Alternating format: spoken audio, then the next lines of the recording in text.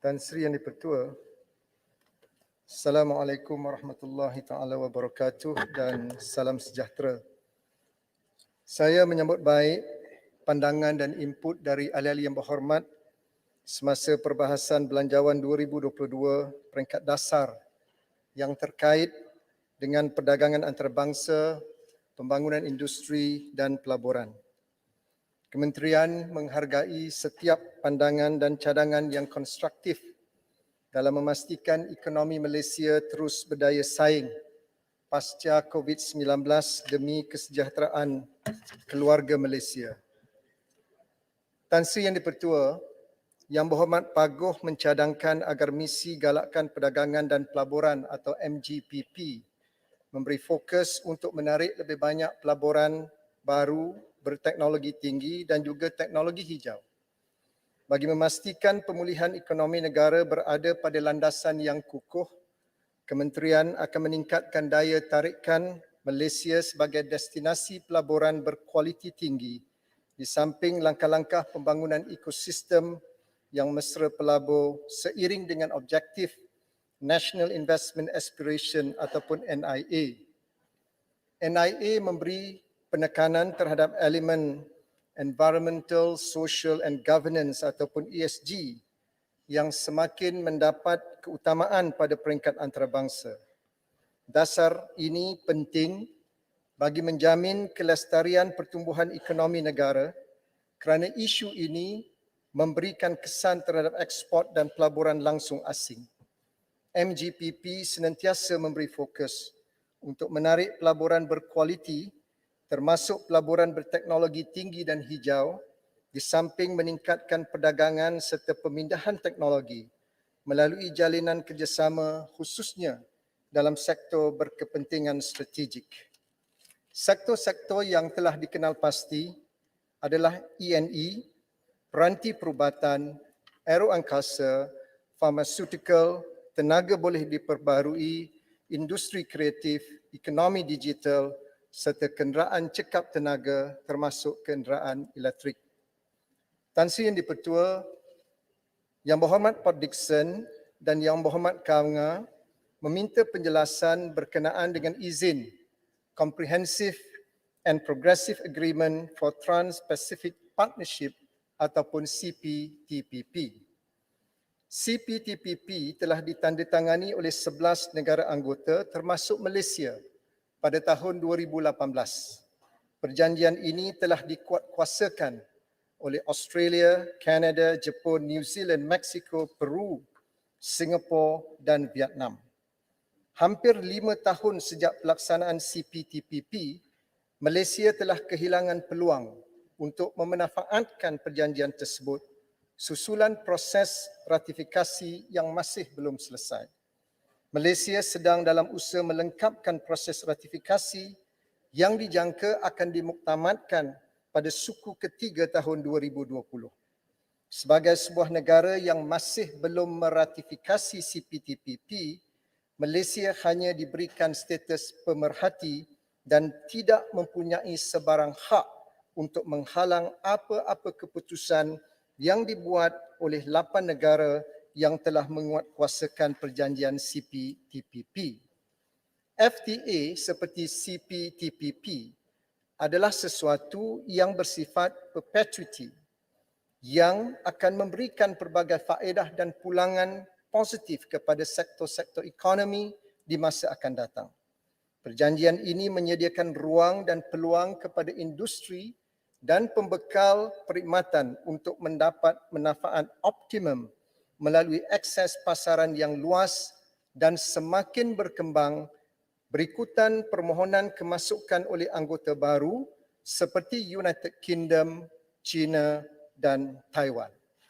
Ini membuktikan bahawa CPTPP adalah satu perjanjian yang amat bermanfaat dari segi ekonomi dan telah menarik minat pelbagai negara untuk menyertainya.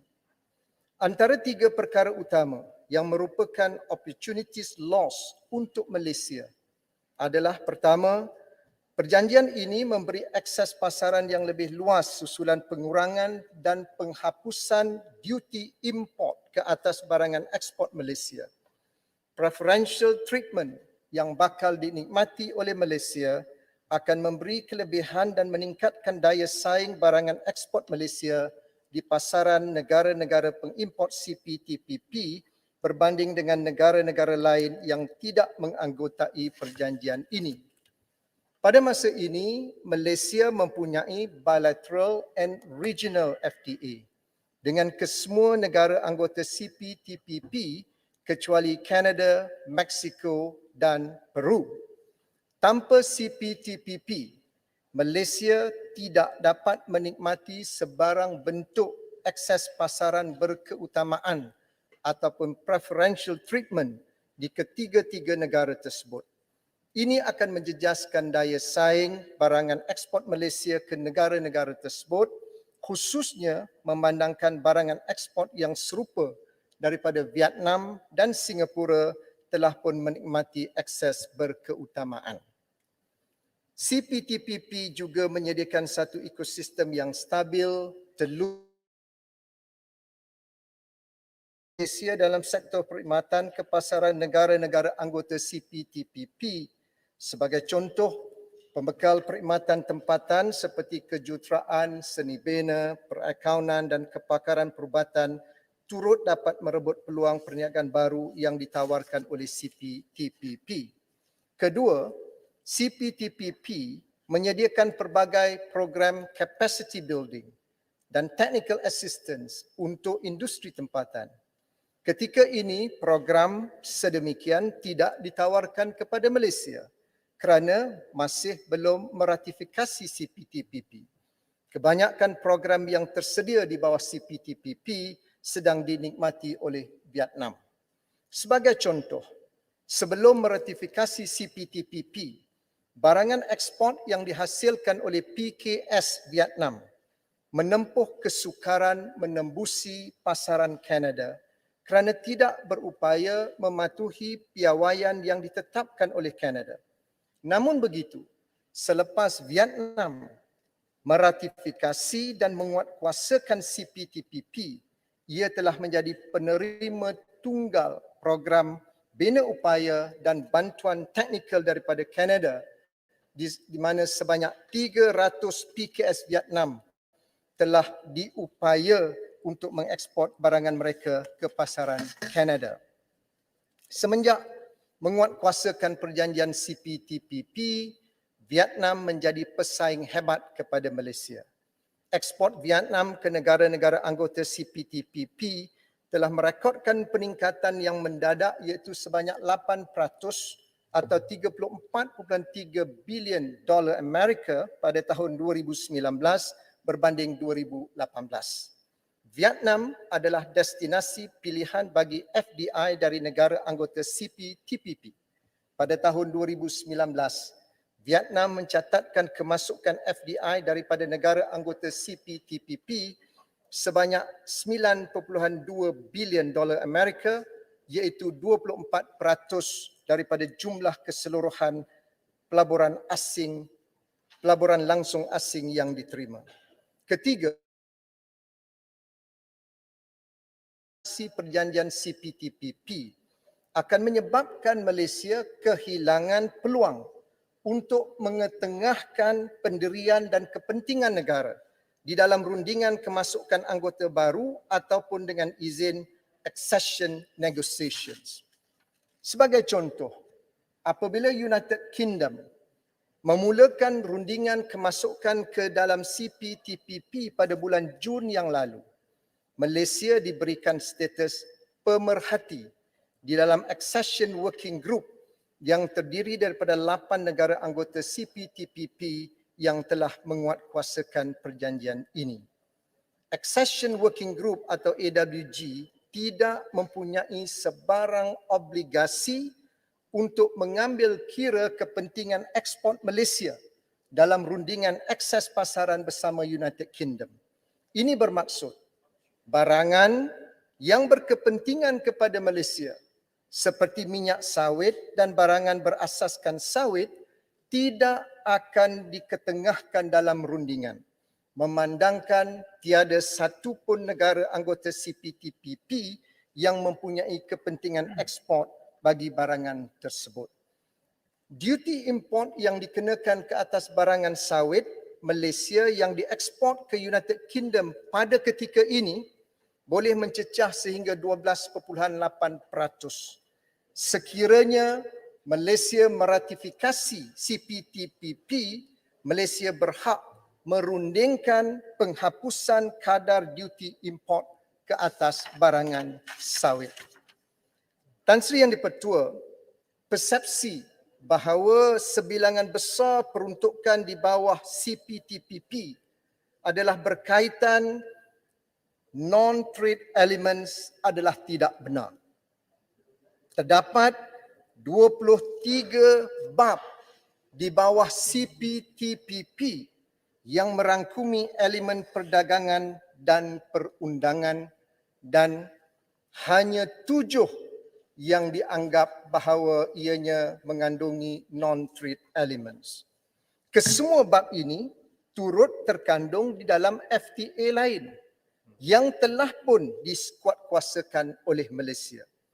Keduanya, dengan izin Tan Sri Yang di-Pertua, the ecosystem of international trade does not exist in vacuum, where only trade elements are at play. Pada ketika ini, kita dapat melihat trend global yang semakin menekankan elemen bukan perdagangan. Contohnya, terdapat pelbagai negara yang menetapkan syarat-syarat pematuhan ke atas piawaian alam sekitar dan buruh sebagai prasyarat bagi kemasukan barangan ekspor. Ini menunjukkan bahawa elemen bukan perdagangan mempunyai impak ke atas ekonomi negara. Apabila Malaysia mengekspor ke Amerika Syarikat dan Kesatuan Eropah, barangan ekspor Malaysia masih tertakluk kepada piawaian alam sekitar dan buruh yang tinggi walaupun Malaysia tidak mempunyai sebarang FTA dengan negara-negara berkenaan. Ini jelas membuktikan bahawa tanpa sebarang FTA sekalipun, Malaysia masih perlu memenuhi elemen-elemen bukan perdagangan bagi menembusi pasaran-pasaran tertentu. Dalam erti kata lain, Malaysia sedang mematuhi pelbagai piawaian antarabangsa yang berkaitan dengan elemen bukan perdagangan tanpa memperolehi sebarang preferential treatment. Apabila Malaysia meratifikasi CPTPP, pematuhan kita ke atas piawaian alam sekitar dan buruh bukan sahaja akan diiktiraf, malah memberi pulangan yang signifikan kepada negara seperti penghapusan duty import dan program-program kerjasama ekonomi. Dengan izin Tan Sri Yang di-Pertua, our compliance to higher environmental and labour standards will be rewarded through tariff concessions and cooperation programs under CPTPP. Mohon pencerahan. Ya, Yang Berhormat Kang. Terima kasih Yang Di-Pertua dan juga Yang Berhormat Menteri. Saya mendengar jawapan yang agak panjang tentang CPTPP dan saya dalam perbahasan yang lalu saya juga ada menyentuh sikit tentang RCEP. Jadi kalau boleh saya nak dengar juga sedikit komen Menteri tentang itu. Cuma pandangan saya tentang hubungan perdagangan luar ni, kalau kita tengok dalam formula KDNK kita, selalu kita dalam sebahagian ada formula ni termasuk ekspor tolak import. Jadi saya melihat semula kepada indeks kita dalam indeks ease of doing business, kita skor kita agak teruk lah kalau dalam hal untuk memulakan perniagaan. Adakah ini berpunca daripada kita terlalu terdorong untuk memastikan ekspor kita sentiasa melebihi import. Jadi sebab saya rasa dalam pemikiran baru ekonomi kita tidak seharusnya terikat dengan perkara itu, kerana dengan tujuan kita menandatangani perjanjian-perjanjian antarabangsa berkaitan dengan perdagangan ni, kita nak lebih banyak pelaburan masuk. Jadi kalau ada pun berlaku defisit dari segi kata ekspor tolak import ini, bagi saya ini hanyalah bersifat sementara. Jadi kita berharap import yang masuk ke negara kita lah import-import yang berkualiti supaya masyarakat kita menjadi masyarakat kata inventor lah selain daripada pengguna. Terima kasih Yang Berhormat Kanga. Saya bersetuju dengan pandangan Yang Berhormat, sebab itu di awal penggulungan tadi saya menekankan soal NIA, National Investment Aspiration, yang memberikan penekanan seperti cadangan Yang Berhormat supaya kita menarik pelaburan-pelaburan yang berkualiti tinggi, yang berteknologi tinggi supaya Malaysia kekal untuk mencapai tahap competitiveness dan juga ease of doing business yang dibangkitkan, yang sebenarnya ada jawapan saya di akhir penggulungan nanti. Tan Sri Yang di-Pertua, Malaysia, MITI sedia maklum bahawa perjanjian CPTPP ini adalah komprehensif dan menyentuh bidang-bidang seperti perolehan kerajaan, kedua state owned enterprise ataupun SOE, dan yang ketiga investor state dispute settlement ataupun ISDS, keempat hak harta intelek dan juga piawaian buruh. Pada masa yang sama, perjanjian CPTPP juga mempunyai peruntukan-peruntukan khas yang memberikan flexibility dan melindungi ruang dasar ataupun policy space kerajaan. Saya ingin menegaskan bahawa obligasi negara di dalam CPTPP perlu dibaca secara bersama pengecualian dan fleksibiliti yang telah berjaya dirundingkan dan dinikmati oleh Malaysia. Untuk makluman ahli yang berhormat, kerajaan mempunyai policy space dan hak yang jelas bagi menetapkan tindakan pengawal seliaan yang tidak bersifat diskriminasi, non-discriminatory regulatory action, dalam memelihara kebajikan awam seperti isu kesihatan, alam sekitar dan keselamatan. Mekanisme ISDS yang terkandung di dalam CPTPP turut memberikan fleksibiliti kepada kerajaan untuk melaksanakan langkah-langkah yang berkepentingan awam. Tan Sri Yang di-Pertua, saya ingin menegaskan dalam Dewan Yang Mulia ini bahawa perjanjian CPTPP tidak akan menjejaskan hak keistimewaan Bumiputera. Dasar dan hak keistimewaan Bumiputera merupakan salah satu tunjang perlembagaan persekutuan dan kerajaan tidak akan berkompromi dalam mempertahankan dasar tersebut di dalam mana-mana perjanjian antarabangsa. Dan peruntukan ini, alhamdulillah, telah terkandung dalam Annex 2 Non-Conforming Measures di bawah perjanjian CPTPP. Maknanya, dalam menggubal perjanjian ini, pegawai-pegawai kementerian dan kerajaan telah berjaya untuk mengadakan carve-out policy bagi menjamin kepentingan Bumiputera. Izinkan saya membaca salah satu provisions dalam perjanjian ini, Tan Sri Yang di-Pertua. Malaysia reserves the right to adopt or maintain any measure that provides assistance to Bumiputera for the purpose of supporting Bumiputera participation in the Malaysian market. Inilah flexibility dan kelonggaran yang telah diberikan kepada Malaysia dalam menjamin keistimewaan dan hak Bumiputera seperti yang terkandung dalam Perlembagaan Persekutuan.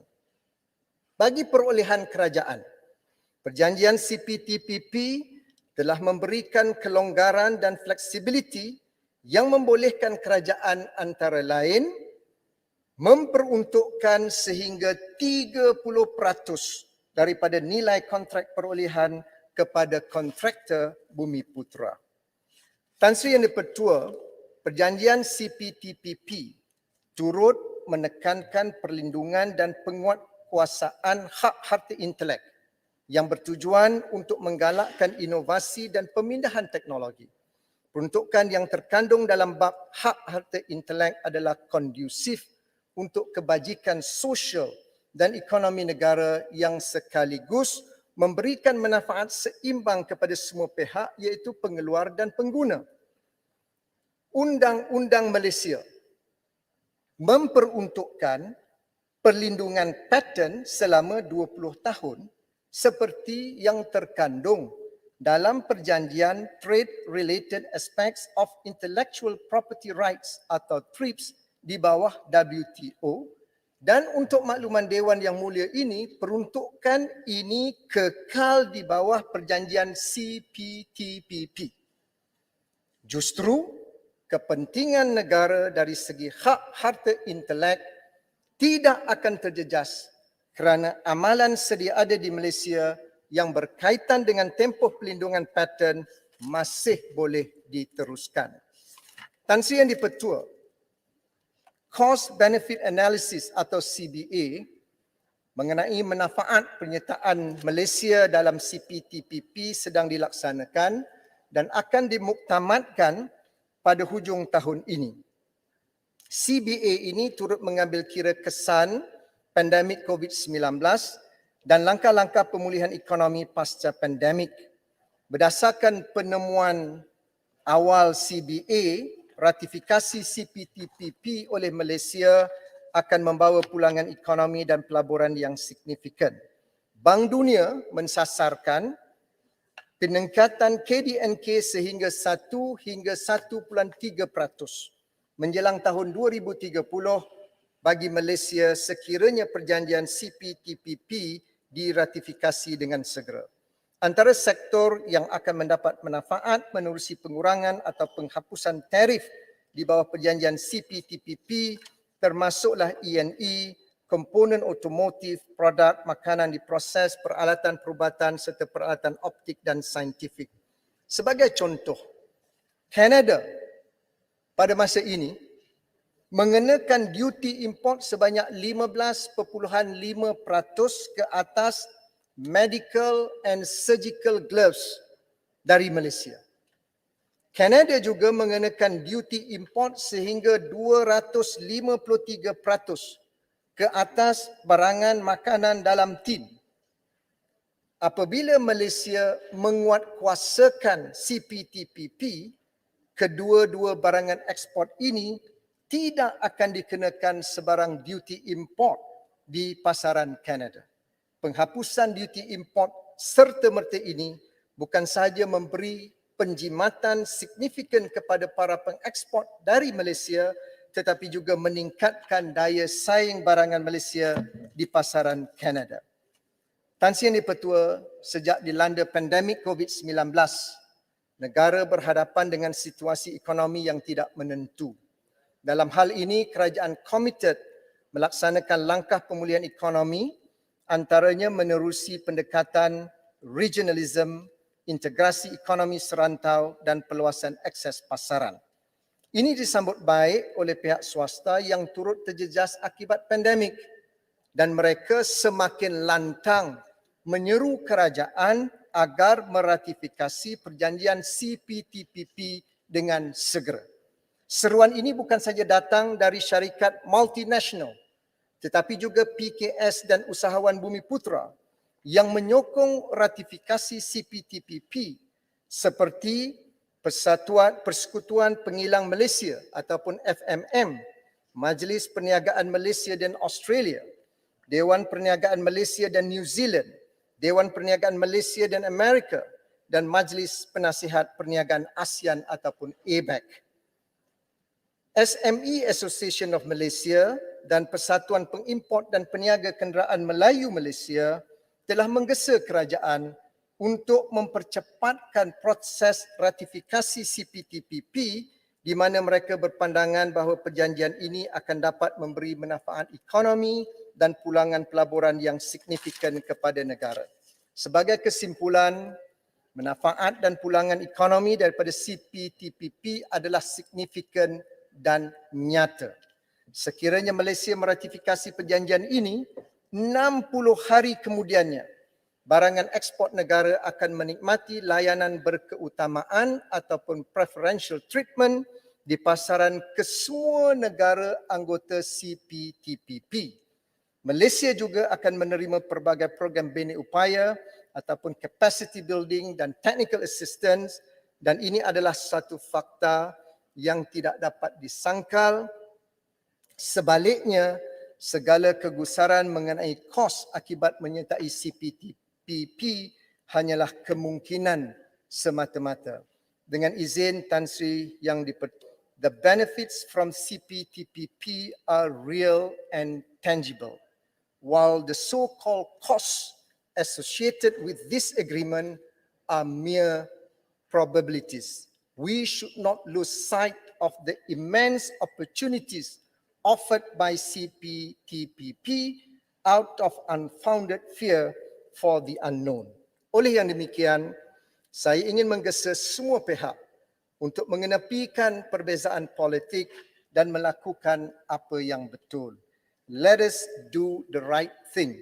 Kita tidak lagi mempunyai masa untuk terus berbincang tanpa kesudahan mengenai perjanjian CPTPP. Ini bukan lagi masa untuk merancang tetapi masa untuk bertindak. Nilailah perjanjian CPTPP ini secara objektif. Tan Sri yang di-Pertua yang berhormat sempurna, saya dah habis masa Tan Sri. Banyak, lagi 14 minit. 14 minit. Ya. Okey. Boleh. Tan Sri yang di-Pertua yang berhormat sempurna menyentuh mengenai plan induk perindustrian dan industri masa hadapan berasaskan digital seperti kecerdasan buatan ataupun artificial intelligence. MITI sedang di peringkat akhir menggubal Plan Induk Perindustrian baru. Plan induk ini merupakan perancangan jangka panjang 2021 hingga 2030 bertujuan untuk memacu industri tempatan agar lebih berdaya tahan, berdaya saing dan lestari melalui pembangunan yang berteraskan produktiviti dan inovasi. Ia juga mengambil kira kesan ke atas landscape perdagangan antarabangsa dan rantaian bekalan global berikutan pandemik COVID-19 yang melanda dunia. 5 teras utama yang dikenal pasti untuk memacu strategi pembangunan industri telah pun ditetapkan. Di samping mengutamakan produktiviti, inovasi dan teknologi maju masa hadapan sebagai tonggak dalam mengembangkan lagi pertumbuhan industri, Plan Induk Industri Perindustrian baru ini turut diselarikan dengan kerangka ESG dan juga SDG yang memberi tumpuan kepada agenda kelestarian dan teknologi hijau yang akan menjadi tunjang dan keutamaan dalam semua usaha pembangunan ekonomi negara. Yang berhormat Wangsa Maju membangkitkan isu tahap otomasi dalam sektor pembuatan dan perniagaan. Industry Forward merupakan manifestasi kerajaan untuk menggalakkan peningkatan adaptasi teknologi Industri 4.0 di dalam proses pembuatan serta sistem pengurusan syarikat termasuk PKS. 2 program khusus sebagai pemangkin transformasi ke arah Industri 4.0 bagi sektor perkilangan telah diperkenalkan iaitu penilaian kesediaan Industry Forward yang dikendalikan oleh MPC dan dana intervensi Industry Forward yang diuruskan oleh MIDA. Sehingga 31 Oktober, sebanyak 154 syarikat telah diluluskan dengan dana sebanyak 54.3 juta ringgit. Mengambil kira kepentingan peningkatan otomasi dan pendigitalan dalam mengukuhkan daya saing dan daya tahan sesebuah perusahaan, Belanjawan 2022 telah memperuntukkan sebanyak 45 juta ringgit untuk inisiatif di bawah Industry Forward. Kerajaan juga menawarkan Automation Capital Allowance bagi menggalakkan syarikat perkilangan menjalankan aktiviti inovatif dan produktif serta memacu adaptasi otomasi terutamanya dalam industri yang berintensifkan buruh. Sejak diperkenalkan pada tahun 2015 sehingga 31 Oktober 2021, sebanyak 427 syarikat telah diluluskan. Dasar kerajaan ini terus diperkukuhkan melalui Smart Automation Grant ataupun SAG. Sejumlah 100 juta ringgit diperuntukkan di bawah penjana dan pemerkasa. Tujuan utama grant ini adalah untuk membantu syarikat-syarikat sektor perkilangan dan perkhidmatan meningkatkan produktiviti, mengurangkan kebergantungan kepada pekerja asing berkemahiran rendah dan seterusnya menjana peluang perniagaan di dalam sektor bernilai tambah tinggi. Sehingga 31 Oktober 2021, sebanyak 167 syarikat telah diluluskan grant SAG berjumlah 99.5 juta ringgit dengan 86% penerima adalah PKS dan selebihnya adalah mid-tier companies. Peruntukan 100 juta ringgit di bawah belanjawan 2022 merupakan tambahan kepada peruntukan SAG sedia ada susulan sambutan menggalakkan yang diterima daripada pemain industri di mana 200 syarikat adalah disasarkan untuk menerima manfaat daripada fasilitasi ini.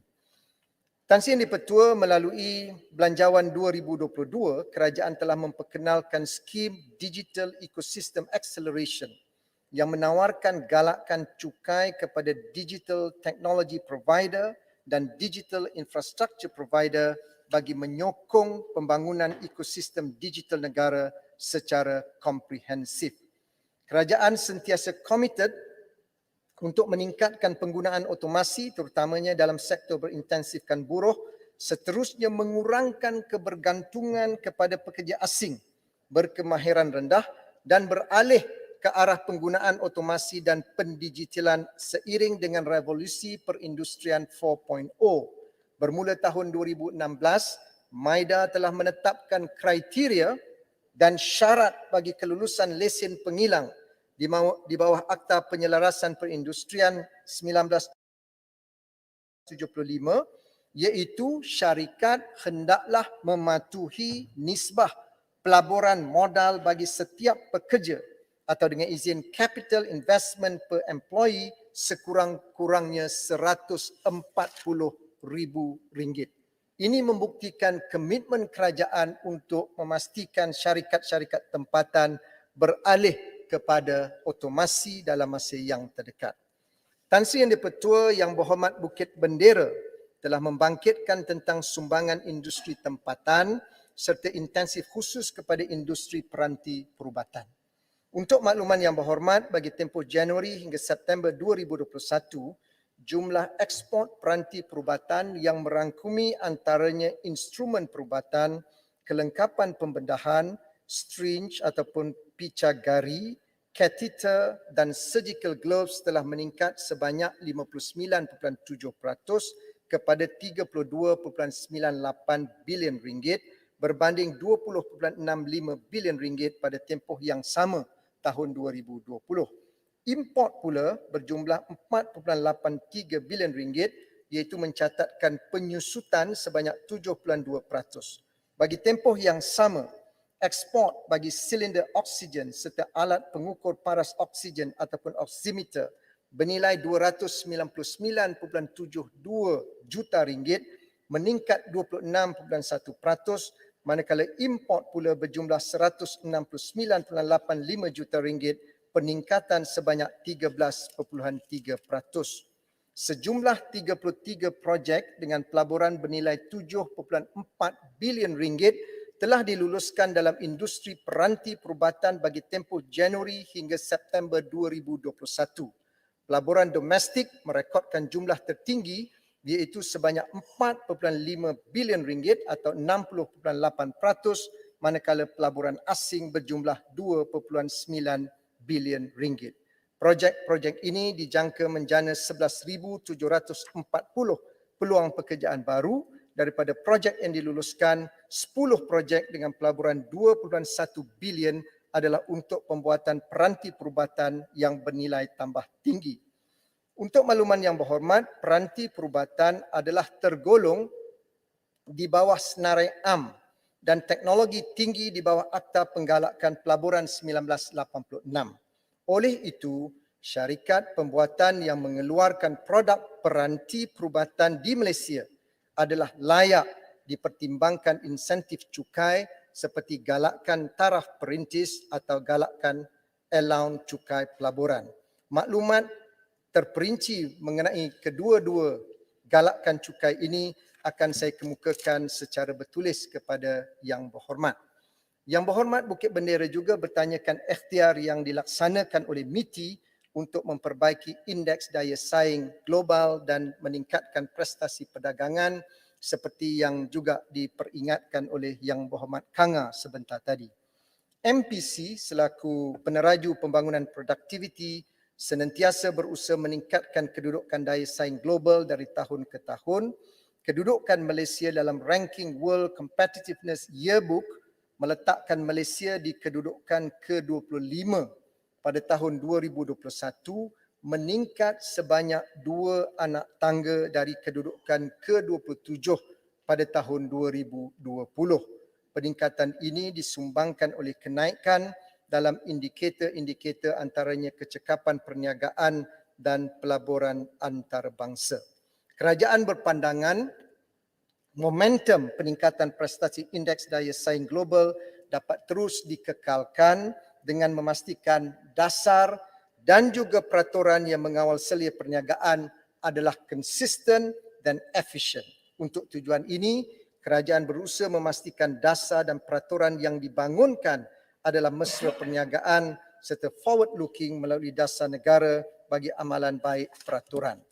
Untuk makluman yang berhormat, kempen Jom Semak telah pun dilancarkan oleh Ketua Setiausaha Negara pada 25 Oktober 2021 sebagai salah satu daripada komitmen kerajaan untuk menambah baik ekosistem peraturan negara agar penghasilan dan penguatkuasaan peraturan adalah lebih berkualiti, komprehensif, tangkas serta responsif dan dapat melonjakkan produktiviti bagi meningkatkan daya saing Malaysia di peringkat global. Sebagai contoh, MPC telah memperkenalkan inisiatif E10 atau Permit Pembinaan Ekspres yang berjaya mengurangkan masa memproses kelulusan mendirikan kilang pembuatan dan pengeluaran permit operasi dalam masa 10 bulan sahaja berbanding 24 bulan sebelum ini dengan menggunakan pendekatan peraturan tangkas atau agile regulation.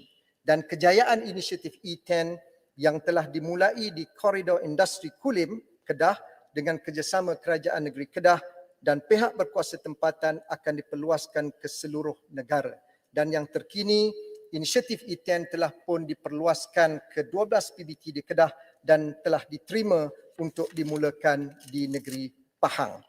Bagi memastikan prestasi daya saing Malaysia di peringkat global terus kukuh, Pemudah yang mana MPC merupakan sekretariat kepadanya akan terus menerjui usaha-usaha menambah baik persekitaran perniagaan bagi menyokong ease of doing business menerusi kerjasama awam swasta. Dan usaha terkini oleh Pemudah adalah melaksanakan pembaharuan peraturan regulatory reform di dalam bidang memulakan perniagaan, perdagangan rentas sempadan dan pengambilan pekerja. Secara ringkas yang berhormat, prestasi perdagangan negara terkini adalah sangat memberangsangkan dengan perdagangan kekal mencatatkan pertumbuhan 2 digit bermula Februari sehingga September tahun ini.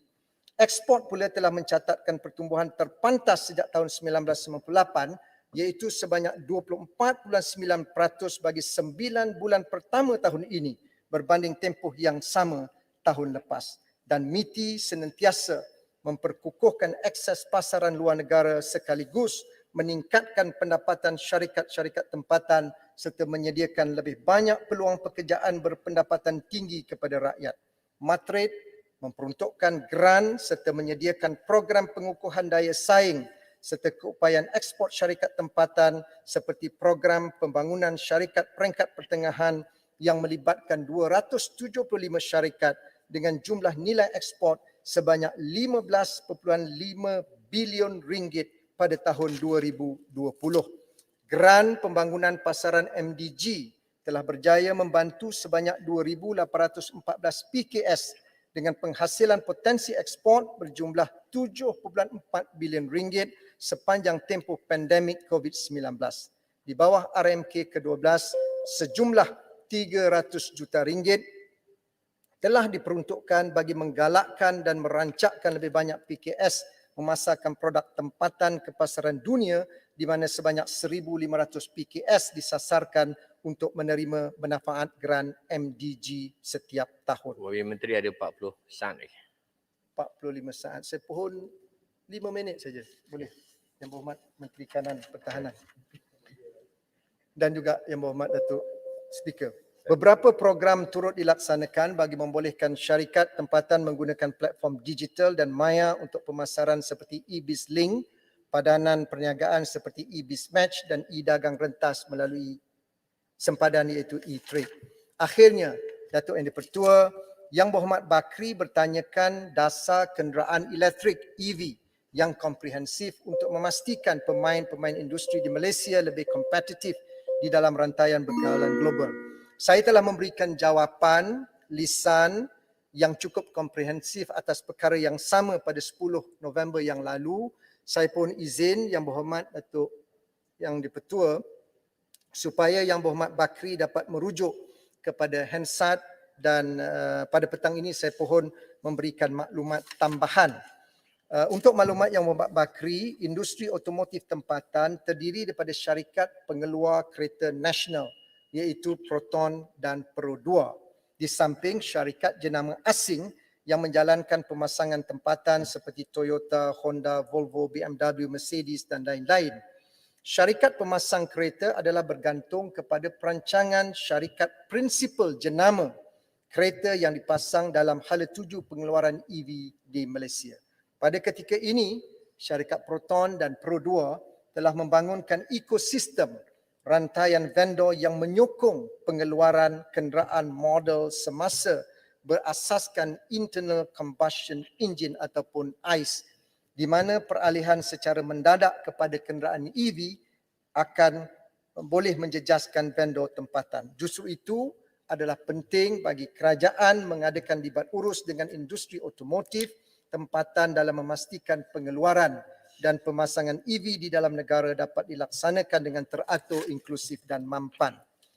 Insentif kepada pengguna demand side dijangka dapat meningkatkan permintaan ke atas EV yang dapat menggalakkan pelaburan bukan sahaja bagi pengeluaran kenderaan dan komponen tetapi juga dari segi sokongan infrastruktur EV.